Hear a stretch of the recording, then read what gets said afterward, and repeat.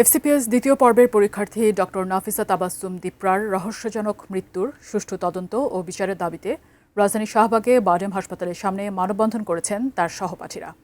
তাদের অভিযোগ, বিয়ের পর থেকেই স্বামী ডাক্তার রহমত রশিদ সিয়াম ও শাশুড়ির চরম শারীরিক মানসিক নির্যাতনে দীপ্রা বিষণ্ণতায় ভুগছিলেন।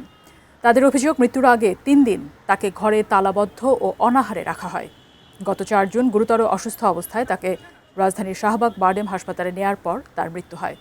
মেডিকেল রিপোর্টে মৃত্যুর কারণ হার্ট অ্যাটাক উল্লেখ করা হলেও সহপাঠীদের দাবি তাকে সুপরিকল্পিত নির্যাতন ও চিকিৎসাগত অবহেলার মাধ্যমে হত্যা করা হয়েছে।